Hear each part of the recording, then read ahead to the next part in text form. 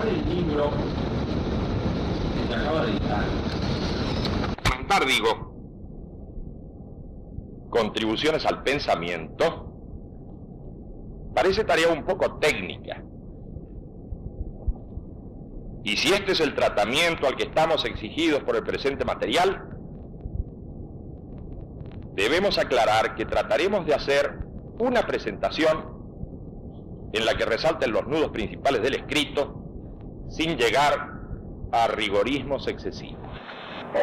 Este libro, como sabemos, consta de 2 ensayos reflexivos en torno a tópicos que aparentemente se encuadran dentro de la psicología y de la historiografía, según revelan sus respectivos títulos: Psicología de la imagen y Discusiones históricas.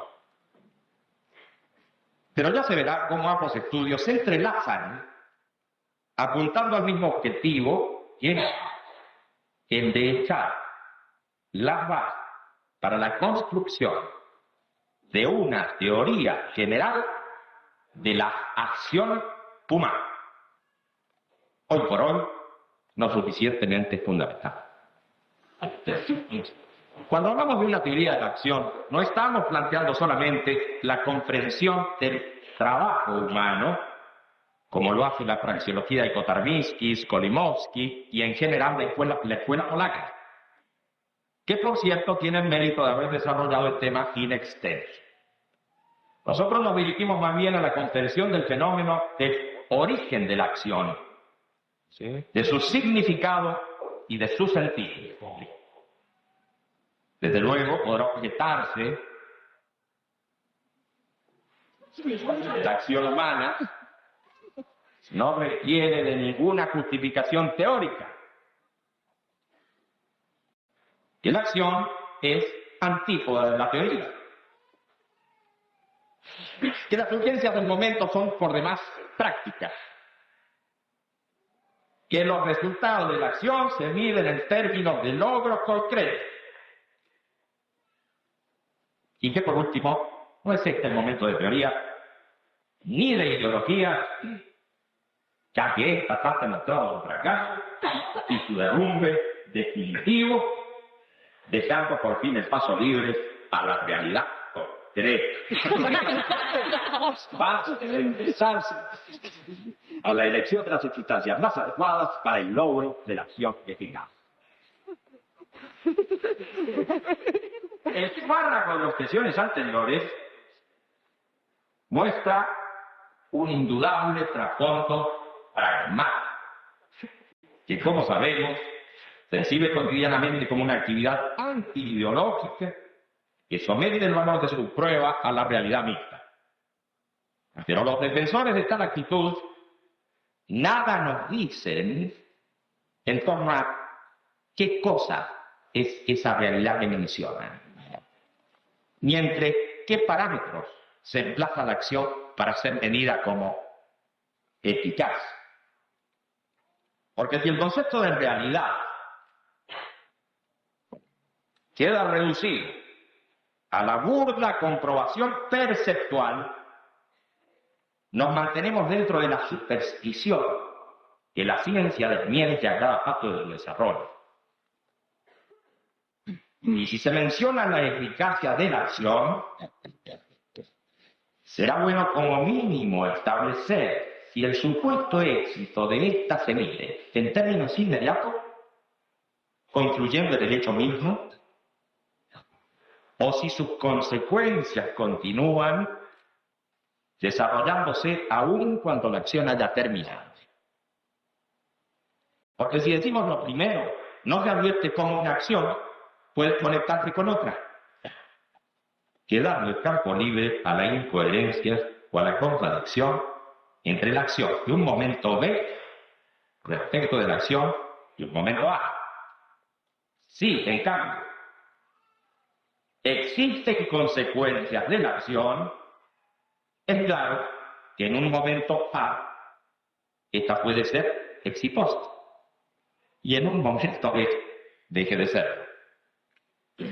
En fin, esa ideología que pretende no serla debe ser contada a modo de digresión, y aún a riesgo de una caída de niveles positivos.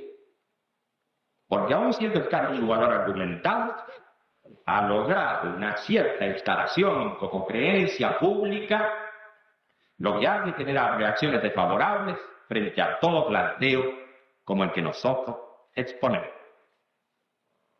Por nuestra parte, apreciamos el valor de las formulaciones teóricas en torno al problema de la acción y encuadramos a nuestra concepción dentro de la postura ideológica, entendiendo por ideología a todo conjunto de pensamientos, científicos o no, que se articula en sistemas de interpretación de una determinada realidad. Ya desde otro ángulo rescatamos para nosotros una total independencia con respecto a las teorías que nacidas en el siglo pasado han demostrado su fracaso no solamente práctico, sino sobre todo teórico. Así pues, el derrumbe de las ideologías decimonónicas en nada disminuye, sino más bien lo contrario, a las nuevas concepciones que hoy están en proceso de gestación. Además decimos que tanto el fin de las ideologías, preconizado por Tangenfeld en la década del 60, y el fin de la historia, anunciado hace poco por Fukuyama, responden a una percepción anticuada, porque tienden a cerrar un debate que en términos ideológicos quedó ya agotado en la década del 50. Por supuesto, mucho antes de que algunas espectacularidades políticas actuales sobresaltaran a quienes advirtieron con retraso el paso de la historia, hipnotizados como estaban con los supuestos del éxito práctico. Así es que este pragmatismo añejo, cuyas raíces encontramos en el Metaphysical Tract de Boston, hacia 1870, y que James y Ferris pusieron con la modestia intelectual que los caracterizaba, fracasó también en términos ideológicos hace ya mucho tiempo. Y ahora solo resta ver las espectacularidades que han de acabar con los supuestos del fin de la historia y el fin de la ideología. Aclarado el objetivo que plantea el presente libro, esto es, echar las bases para la construcción de una teoría general de la acción humana, iremos a los puntos más importantes del primer trabajo, titulado Psicología del Lenguaje.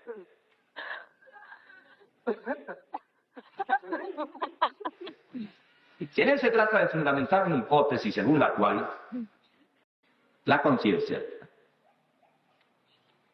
no es producto ni reflejo de la acción del medio, sino que tomando las condiciones que éste impone, termina por construir una imagen o conjunto de ellas capaz de movilizar la acción hacia el mundo y con esto modificarla.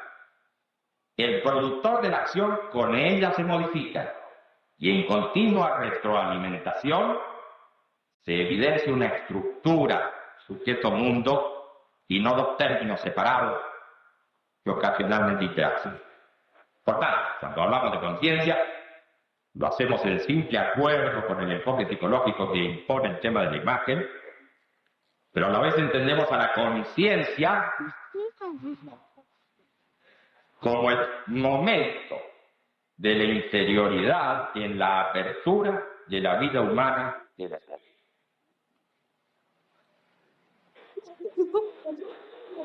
De acuerdo a lo anterior, a este término se lo debe comprender en el contexto de la existencia concreta y no separado de ella, como suele hacerse en la física psicológica.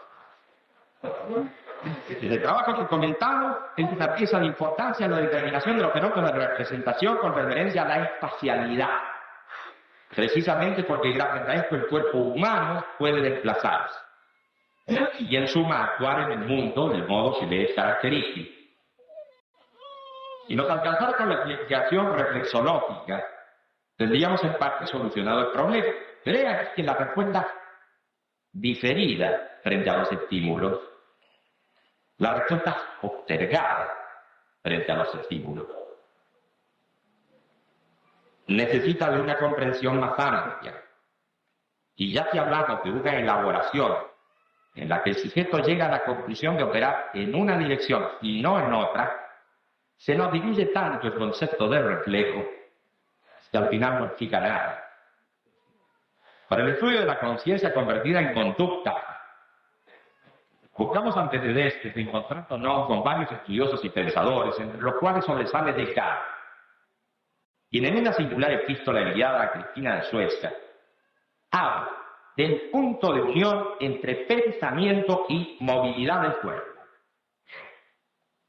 Casi 300 años después, Brentano introduce en la psicología el concepto de intencionalidad, que en su momento había rescatado de Escolástica al comentar a Aristóteles.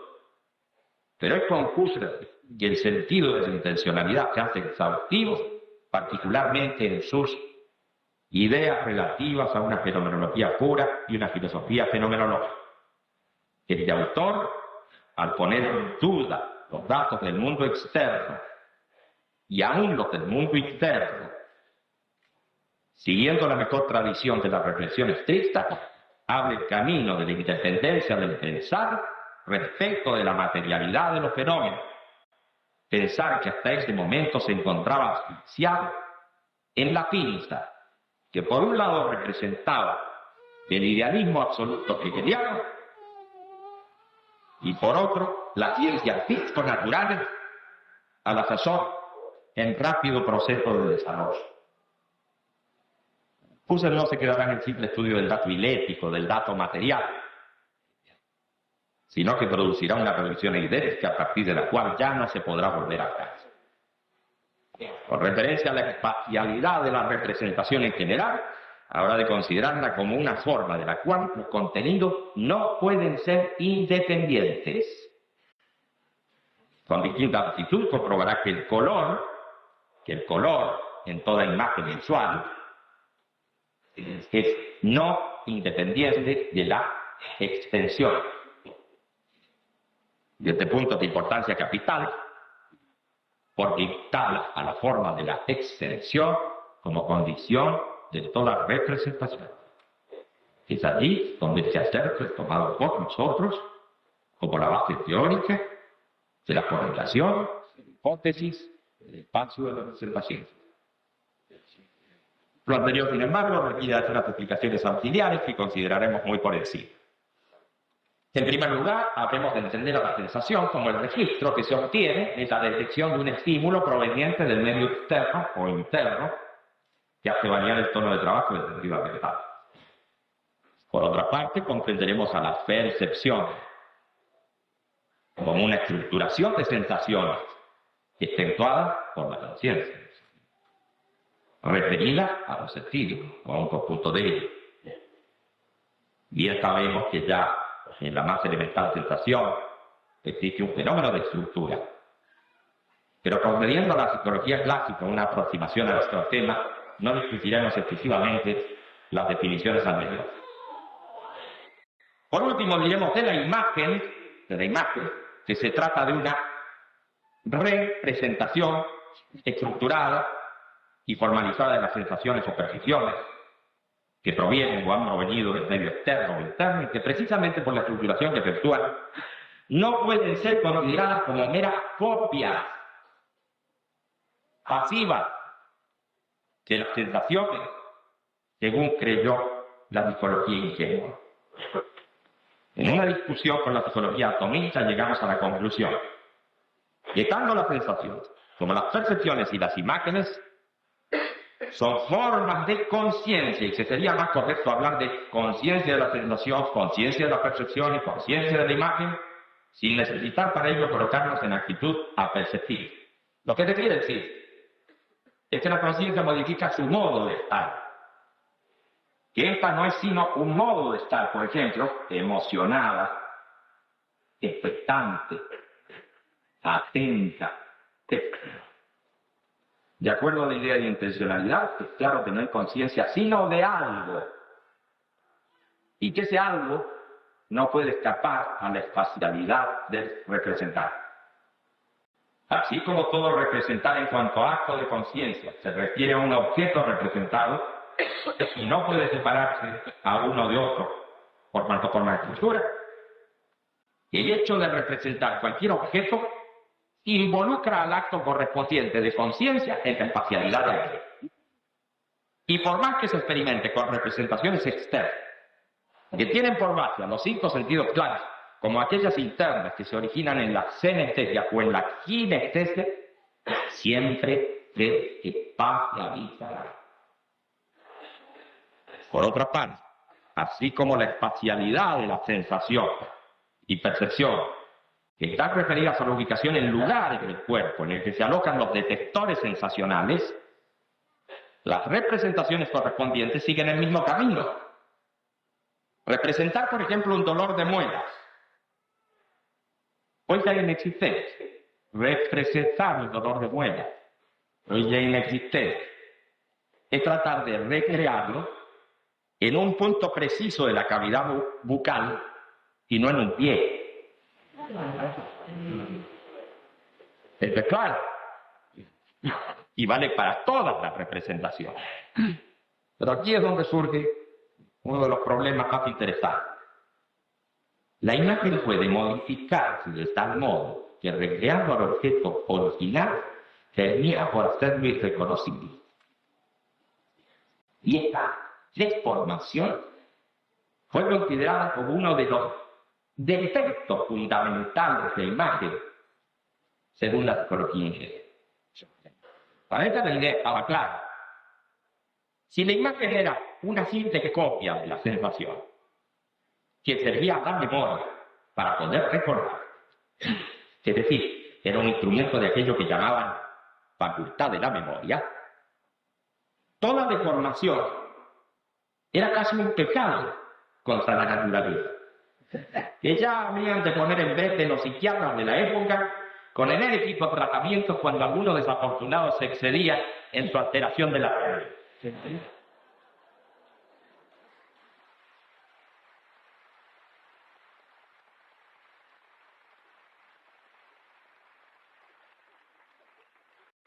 Pero, bromas aparte, era evidente que el naturalismo, y no podía ser de otro modo, invadía a la psicología como al arte, a la política y a la economía. Se debe decir que este defecto de la imagen que hace que ésta se deforme, se transforme, y por último se traduzca como en los sueños, de una fuente sensorial a la mecanización en otra fuente, muestra no solo la plasticidad del fenómeno, sino su extraordinaria actividad. Se comprenderá que desarrollar cada iniciación presentada caería fuera de los límites de la exposición. Así que continuaremos con la idea inicial de mostrar los nudos más importantes de la investigación. Entre otros, nos encontramos con aquel que muestra la imagen actuando en distintos niveles de conciencia y produciendo diferentes reacciones motrices, según sea la interiorización o exteriorización en que ésta predomina. Para confirmar lo dicho, se comprueba que una misma imagen que posibilita la extensión de la mano en Sicilia, al ser internalizada durante el sueño, no mueve a este miembro, salvo casos excepcionales de sueño alterado o de sonambulismo, en los que la imagen tiende a externalizarse en el espacio de representación. Aún en vigilia, un fuerte golpe emocional hace, en ocasiones, que la imagen de huida o repulsa se internalice de tal manera que finalmente el cuerpo quede paralizado. Inversamente, en los estados alterados de conciencia puede comprobarse cómo la proyección de las imágenes, es decir, las alucinaciones, dinamizan la actividad corporal con referencia a fuentes sensoriales que están traslocadas y que traducen reelaboraciones en el mundo interno. De esta suerte, la ubicación de la imagen en distintas posiciones y profundidad del espacio de representación disparan la actividad corporal. Pero es conveniente recordar que estamos hablando de imágenes que tienen por base diferentes grupos de sentidos, sean estos internos o externos, de manera que las imágenes senestésicas si obran en la profundidad y el emplazamiento correspondiente, provocarán abreaciones y somatizaciones en el intracuerpo. Y las correspondientes a la kinestesia serán las que finalmente actúen sobre el cuerpo desde adentro para que se logre el movimiento.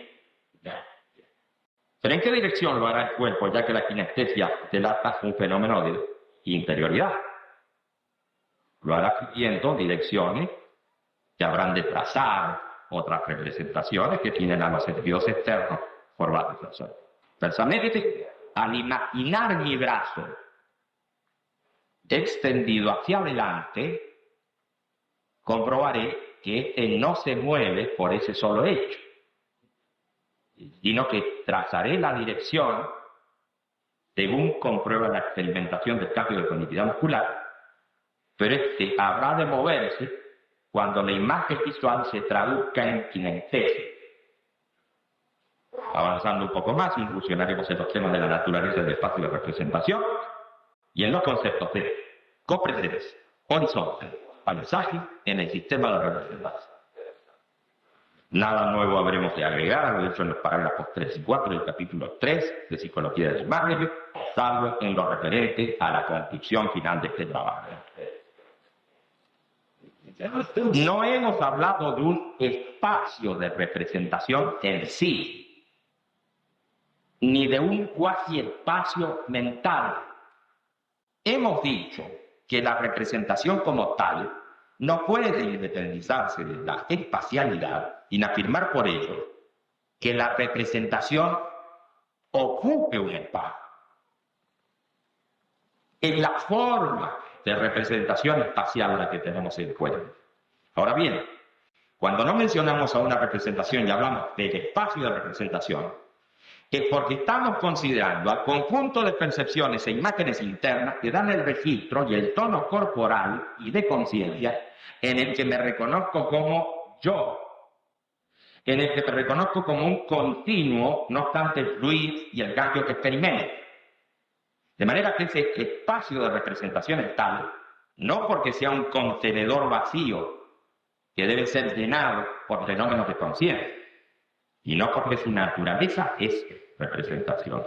Y cuando sobrevienen determinadas imágenes, la conciencia no puede sino representarlo bajo la forma de extensión. Así también podríamos haber enfatizado en el aspecto material de la cosa representada, refiriéndonos a la sustancialidad de la cosa representada, sin por ello hablar de la imagen en el sentido en que lo hacen la física o la química. Nos referiríamos en este caso a los datos materiales que, proviniendo de la materialidad de la sensación, no son la materialidad misma. Y por supuesto a nadie se le ocurriría pensar que la conciencia tiene color, o que es un continente coloreado por el hecho de que las representaciones visuales sean presentadas coloreadamente. Existe, no obstante, una dificultad. Cuando decimos que el espacio de representación muestra distintos niveles y profundidad, es que estamos hablando de un espacio volumétrico, tridimensional, o es que la estructura del sexto representativa de mi sinestesia se me presenta volumétricamente. No se trata de lo segundo, y es gracias a ello que las representaciones pueden aparecer arriba o abajo, a izquierda o a derecha, y hacia adelante o hacia atrás, hacia afuera o hacia adentro, y que la mirada del observador de la representación se ubica respecto de la imagen también en un emplazamiento, en una perspectiva determinada. Podemos considerar al espacio de representación como la escena en la que se da la representación, excluyendo de ella a la mirada. Es claro que en una escena se desenvuelve una estructura de imagen que tiene o ha tenido numerosas fuentes perceptuales o percepciones de anteriores imágenes. Existe para cada estructura de representación un sinnúmero de alternativas que no se despliega totalmente, pero que actúan copresentemente, acompañando a las imágenes que se manifiestan en escena. Desde luego aquí estamos hablando de contenidos manifiestos y latentes. ni de vías asociativas que llevan a la imagen en una u otra dirección. Ejemplifiquémoslo así. Cuando imagino un objeto de mi habitación, aunque no estén presentes en escena otros objetos del mismo ámbito, estos acompañan copresentemente al objeto representado, participan del mismo ámbito en el que se da el objeto, y gracias a esa región en la que están incluidos otros objetos no presentes, sino copresentes, puedo hacer desfilar a voluntad unos u otros siempre dentro de los límites que enmarcan a lo que designo como mi habitación. Así también las regiones se estructuran unas con otras, no solo en tanto conjuntos de imágenes, sino de expresiones, significados y relaciones. A cada región o conjunto de ellas puedo diferenciarla de otras, merced a horizonte, suerte de límites que me dan ubicación mental y que además me permiten el traslado por tiempos y espacios mentales diferentes. Cuando percibo el mundo externo, cuando cotidianamente me desenvuelvo en él, no solo lo constituyo por las representaciones que me permitan reconocer y actuar, sino que lo constituyo además por sistema copresente de representación. A esa estructuración que hago del mundo la llamo paisaje. Y compruebo que la percepción del mundo es siempre el reconocimiento e interpretación de una realidad de acuerdo a mi paisaje. Ese mundo que tomo por la realidad misma es mi propia biografía en acción. Y esa acción de transformación que efectúo en el mundo es mi propia transformación. Y cuando hablo de mi mundo interno, hablo también de la interpretación que de él hago y de la transformación que en él efectúo. Las distinciones que hemos hecho hasta aquí entre espacio interno y espacio externo, basadas en los registros de límite que ponen las percepciones en físico táctiles, no pueden ser efectuadas cuando hablamos de esta globalidad de la conciencia en el mundo, para la cual el mundo es su paisaje y el yo su mirada. Este modo de estar la conciencia en el mundo es básicamente un modo de acción en perspectiva, cuya referencia espacial inmediata es el propio cuerpo, no ya solamente el intercuerpo. Pero el cuerpo, al ser objeto en el mundo, es también objeto del paisaje y objeto de transformación. El cuerpo termina deviniendo prótesis de la intencionalidad humana. Y las imágenes permiten reconocer y actuar conforme se estructura el paisaje en individuos y pueblos, conforme sean sus necesidades, o lo que crean que son sus necesidades, así tenderán a transformar el mundo. Para concluir con estos comentarios sobre psicología de la imagen, agregaré que en la configuración de todo paisaje actúan copresentemente contenidos éticos, especies de creencias o relaciones entre creencias que no pueden ser sostenidas racionalmente y que, acompañando a cada formulación y a cada acción, constituyen la base sobre la que se asienta la vida humana en su desenvolvimiento. Por consiguiente, una futura teoría de la acción acaba de comprender cómo es esta posible desde su más elemental expresión. Cómo es que la actividad del ser humano no es simple reflejo de condiciones. Y cómo esta acción, al transformar al mundo, transforma también a su productor. Las conclusiones a que se arriben no serán indiferentes, como tampoco lo serán las direcciones que se acometan, no solamente desde el punto de vista de una ética futura, sino desde la perspectiva de las posibilidades de los derechos humanos. Hemos de pasar ahora rápidamente a comentar el segundo estado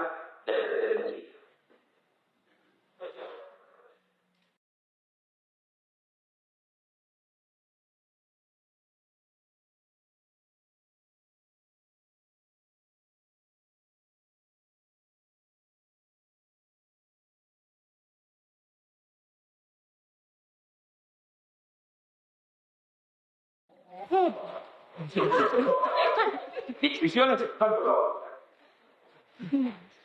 pretende estudiar los requisitos previos necesarios que deben cumplirse para la fundamentación de lo que llamamos historiografía. Para comenzar la discusión se pone en duda que las designaciones de historiografía o filosofía de la historia puedan ser como que durante mucho tiempo más, porque se las han utilizado con significados tan diversos que es muy difícil llegar a una determinación del objeto al cual se refiere. El término historiología fue acuñado por Ortega allá en 1928, en su escrito La filosofía de la historia de Hegel y la historiología. En una nota de nuestro ensayo citamos a Ortega cuando dice: es inaceptable en la historiografía y filología actuales el desnivel existente entre la precisión usada al obtener o manejar los datos y la imprecisión, más aún la miseria intelectual, en el uso de las ideas cognitivas. Contra este estado de las cosas, en el reino de la historia se levanta la historiología. Va movida por el convencimiento de que la historia, como toda ciencia empírica, tiene que ser ante todo una construcción y no un agregado. Termina así. Más adelante dice: con la 70ª parte de los datos que hace tiempo están ya recogidos y curimentados, bastaba para elaborar algo de un porte científico mucho más auténtico y sustancioso que cuanto el texto nos presenta en los libros de historia. Y termina su cita. Siguiendo pues este debate iniciado en nuestros siembres, en nuestro ensayo se habla de historiología en el sentido de la interpretación y construcción de una teoría coherente en la que los datos históricos en sí no pueden dictaponerse o manejarse a modo de simple crónica de acontecimientos, y por pena de vaciar al hecho histórico de todo significado. La pretensión de una historia, con mayúscula, ajena a toda interpretación, es un contrasentido invalidado en numerosos esfuerzos de la historiología anterior. En este trabajo se estudia desde Heródoto en adelante la visión del hecho histórico a partir de la introducción del paisaje del historiador en la definición. De este modo se llega a advertir no menos de 4 deformaciones de la óptica histórica. En primer lugar, la forma intencionada de introducir el propio momento en que vive el historiador para destacar o minimizar hechos de acuerdo a su perspectiva. Este defecto se observa en la presentación del relato y afecta a la transmisión tanto del derecho como del fin, la belleza, la religión o la literatura que sirven de fuente. El segundo error es el de la manipulación de las fuentes, que por su impostura no merece mayores comentarios. El tercero corresponde a la simplificación de estereotipia que permite redactar o descalificar hechos de acuerdo a un modelo más o menos aceptable. Y tal el ahorro de esfuerzo con que se manejan los productores y los lectores de tales obras, que suele resultar de gran difusión, aunque el escaso valor tiene. En estos trabajos a menudo se sustituye la información veraz por historia, por habladuría o informaciones secundarias. Y en lo que a la cuarta deformación que hemos adaptado, esta se refiere a la censura, que a veces no está solamente puesta en la pluma del historiador, sino en la cabeza del lector.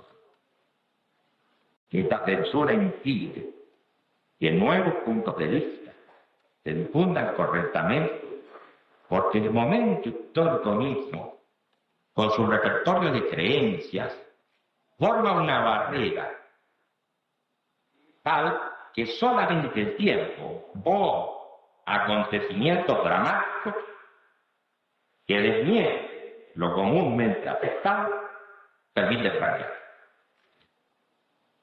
En estas discusiones se ha visto en general las dificultades que existen para la apreciación de los acontecimientos medianos.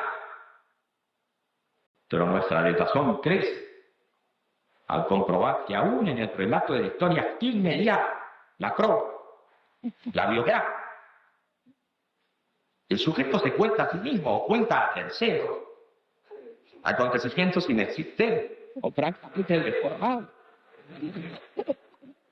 Todo esto a su vez dentro de un ineludible sistema de interpretación. Si esto es así, ¿qué no habrá de ocurrir con respecto a sucesos que no han sido vividos por el historiador y que forman parte de lo que llamamos historia mediática? De todas maneras, lo anterior no nos lleva necesariamente al escepticismo histórico, gracias a que hemos reconocido la necesidad de que la historiografía sea constructiva y que desde luego cumpla con ciertas condiciones que va a ser considerada. Las discusiones continúan, pero ahora con lo que llamamos concepciones de la historia sin el fundamento temporal. Así comentamos en nuestro trabajo, en el capítulo 2, parágrafo 1. En los numerosos temas que aparece un movimiento de historiología, todo el esfuerzo parece apuntar a justificar la fechabilidad del momento del calendario aceptado, desmenuzando cómo ocurrieron, por qué ocurrieron o cómo deberían haber ocurrido las cosas, sin considerar que esto de ocurrir, ¿cómo es posible generar que algo ocurra? Dos aquellos que han entendido la función de las catedrales de la filosofía de la historia, en la medida en que no han respondido a la pregunta fundamental por la naturaleza de ocurrir, nos han presentado su historia de la fechabilidad civil aceptada, pero sin la dimensión de la temporalidad necesaria para que aquella sea aprehendida. En términos generales, observamos que la concepción del tiempo que ha primado es aquella propia de la percepción, que no es, en la que los hechos se desenvuelven sin estructuralidad y en sucesión, desde un fenómeno anterior a uno posterior, en secuencia lineal, en la que cada evento está uno al lado del otro, sin comprenderse cómo es un momento deviene en otro, sin aprenderse en suma la transformación íntima de los hechos. Porque decir que un acontecimiento va desde un momento A hacia uno B y así hasta un momento N, desde un pasado, transitando por un presente y proyectándose hacia un futuro, solo nos habla de la ubicación del observador, en un tiempo de fechabilidad convencional, haciendo resaltar la percepción del tiempo propia del historiador. Y, como percepción que, espacializándolo hacia un atrás y hacia un adelante, del modo en que las manecillas del reloj espacializan al tiempo para mostrar que este transcurre. Comprender esto nos ofrece dificultades luego de saber que toda percepción y representación se da en la forma del espacio. Ahora bien, ¿por qué habría de transcurrir el tiempo desde un atrás hacia un adelante? Y no por ejemplo el sentido inverso. O azar. No puede responderse con un simple porque así es.